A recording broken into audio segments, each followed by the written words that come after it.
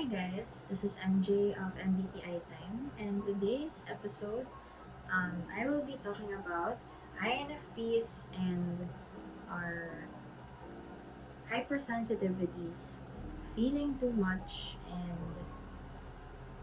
and being unable to communicate these feelings. So, or having struggles with being able to communicate them. So, how do we learn how to communicate and regulate our emotions? I think one of the things that I admire about INFPs is that they are really such great empaths when they want to be. I think that's one of the nature of being a feeler or having FI is being able to put ourselves in other people's shoes, especially if it's a pain that we recognize or are familiar with in other people.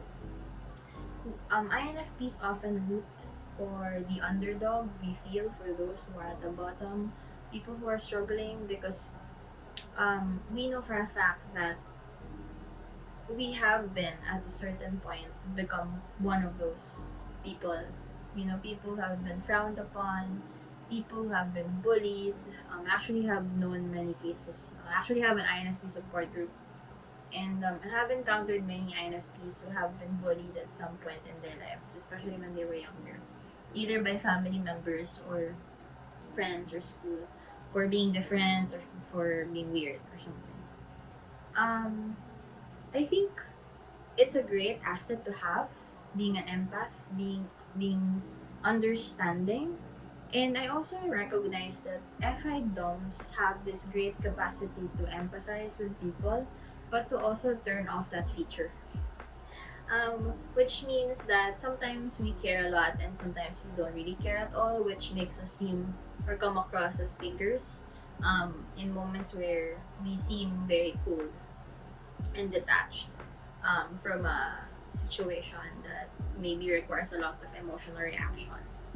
But I think what I want to talk about in this episode is distinguishing first what it means to deal with thinkers, right? Criticism, bullying, right? And somewhat being able to discern when you're being treated unfairly, or when you're just receiving a feedback that will help you become better as a person. So I do recognize that we feel a lot, and we are already the toughest on ourselves, right? We feel like we suck at a lot of things. We're never gonna amount to anything. We feel like um, we don't matter and we don't deserve to live or anything. Not really. Well, that's an extreme, but I think many INFPs have felt that, right? Um, the desire to disappear. But really, you are a gift to the world, and we need INFPs. And so I hope that you would recognize your gift. Now, it's not wrong to feel a lot.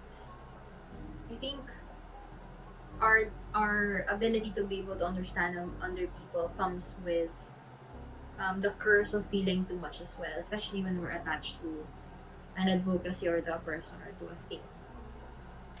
But we have to know if when we're meeting opposition, when we're dealing with people who are straightforward, who are pushing us to become better or saying things that are not exactly in a tone or delivery or in a manner that we appreciate, um, it doesn't mean that the things that they see are not true.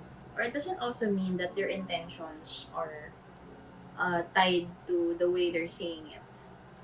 So I think one example I can give is um, my relationship with the many thinkers in my life. I have ESTP uh, friends. Actually, I have a mentor whom I grew up with, whom I really look up to.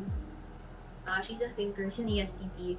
I have a parent who's an ISTJ. I have friends who are ENTPs through and through. I have INTJ friends. I have uh, an INTP partner, and I think having dealt with a lot of thinkers in my life, taught me one thing. When you're dealing with thinkers, you have to be able to filter out what they're saying from how they're saying it. So that's the first thing. When it's people that are close to you or people you actually care for or care about you in the head, you have to filter out whether or not are they saying this to attack me or are they saying this because they suck at being able to say it in a manner that's softer, like other feelers, or a little bit more sensitive. Because like thinkers are emotionally constipated, most of them.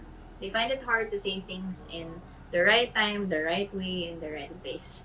And that makes them come across highly insensitive. But one of the things I've noticed about them is that they are really often coming from a place of care. So remind yourself that suspend your judgment before reacting. If the person that's telling you something, giving you a constructive criticism, there's seeing a certain phrase or seeing a certain word that you don't like.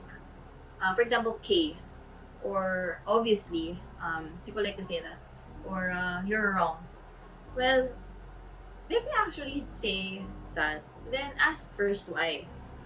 If they try to put you down, are they really trying to put you down, or are you just stating an opinion or a fact? Again, this is just on our end. Other people, thinkers or feelers, still also have something to improve on. It doesn't excuse um, how they say certain things. I think it's a two-way street. Thinkers need to learn how to say things better, pick a time and place, choose the right words, be mindful of their tone and delivery, all of that. And feelers, on the other hand, including INFPs or FI DOMs, have to suspend their judgment. Instead of resorting to passive aggression or like thinking that, oh, this person's out there to destroy my self-esteem and all of that, or like destroy the sharing engine. Check first if they're really trying to do that or they're really just trying to state a fact or an opinion. The second thing is respond and don't react. When you are feeling like you're being attacked or criticized by yourself or other people, check first if what you're thinking about yourself or what you're thinking other people are saying is a fact. I think that's one of the things that I personally learned how to manage over the years. Always asking the other person, what did you mean when you said this? Because the problem with INFPs is that we feel a lot, but we don't actually give the other person opportunity to clear their name or um, clarify what they meant by what they said. Sometimes they actually didn't really mean anything by it. It's just that, you know, that's just who they are, like especially my ISTJ parent or other thinkers in my life. They say something and I'm like, is this person really actually thinking this or am I just misunderstanding it? You have to ask them. You have to clarify. That's what it means to communicate. You don't have to be passive aggressive. You don't have to shut people off in your life just because of your misinterpretation of what people said or what people do. Sometimes things happen and it's not because of you, it's because of them. Something happened on their end, they had to do something, they're in a rush, they're busy, and they are unable to respond better to you or they weren't able to show up. So you have to always inquire. Ask yourself, what story are you telling yourself? Okay? And I think that's one of the more important things to learn, really communicating. Because we feel a lot, but we rarely do we actually communicate what we feel to the people involved. And I think that's where our insensitivities come in. When we feel a lot, we react, we lash out, we um, detach ourselves from the person, thinking that, oh, I'm never gonna be friends with them, or they're just gonna hurt me anyway, without the other person knowing. or without the other person being able to change themselves or improve. You prevent the other person to improve just by not telling them. We cannot expect other people to be like us. INFPs are INFPs. We're idealists. We're empathic when we want to be. When we feel a lot. We care about people. We understand them. But not everybody's the same, has the same wiring. And so you have to give people a chance by doing what you can to tell people off in a good way. In a firm way. Like, choose your battles, right? If it's a person worth caring about, worth keeping, um, has been genuinely good to you, then give them the benefit of the doubt. And again, I think now, which leads me to my next point, discern between abuse and being straightforward. Some people are verbally abusive, some people are bullying already, some people are demeaning.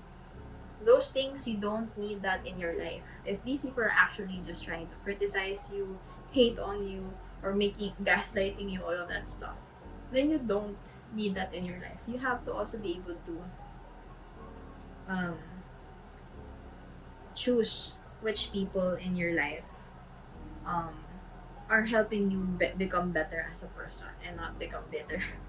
Right? I know that we're understanding, but sometimes to a fault, to the point where we let other people abuse us or use us, or turn us into doormats, which we aren't, or which we shouldn't be. So choose the people in your life, become more discerning, and make sure that you keep your mental health in check and healthy. So that the next thing is learning how to process your emotions. Yes, we do get it. We do understand why we feel the way we feel. But I think it helps to write them down. Do keep a journal. Write your feelings, reason with yourself, and ask, oh, I felt this when my dad told me this, or when my partner told me this, my friend did this. Is this a fact? Is this reality? Or is this something that I just felt during that time? So as you write, you're also able to reflect as you go. So I think journaling and writing our feelings, our reflections throughout the day, and developing that habit will enable you to become more grounded in processing how you feel. So that's something that I do recommend INFPs to do, to be able to kind of reason out with yourself. And remember, people don't have, most often, I tell this to people I counsel and coach, people are often not put off by the concept of emotions, but rather people are put off by how we show them. So if we become passive aggressive, if we yell, if we shout, if we react negatively, if we become defensive, then that's already an easy way to turn off the other person, to shut their ears off from you or anybody who might be reacting a certain way. So I think it's important that we have to be sensitive to other people too. I know that we feel a lot and we pride ourselves on our sensitivities for being empathic, but we also have these tendencies to become not empathic, to be uncaring towards what other people are feeling. Believe me, people might be thinkers, people might be with DI, have DE, and they might be abrasive and harsh, but it doesn't mean that they don't have emotions. So, again, I recommend that you tell them how you feel, communicate, and come into an arrangement that maybe, hey, next time, can you say it a certain way? Because sometimes it comes across as this, negotiate. Otherwise, if you just keep on keeping your feelings to yourself and never telling other people how you feel about something, you're just gonna blow up one day and potentially ruin a relationship that you have with a person. So I think it's something to remember. Emotions are a gift. Our empathy, our ability to empathize is a gift. our sensitivities as a gift. It's indicative of something. It helps us understand and relate with others. And we always have to start with ourselves when it comes to this. So I think basically the takeaway for this episode is that having feelings is not a fault. We have to express them a certain way, the right way. We have to process them. And lastly, you have to communicate them, especially to the right people involved. And more importantly, never subject yourself to abuse. Okay? So, it's one thing to deal with people who are just straightforward and direct, but it's another thing when people berate you or put you down. So, take care of your mental health and your self esteem, and tell people how you feel. Most importantly, in a level headed manner. So, yeah, I hope that you found this helpful.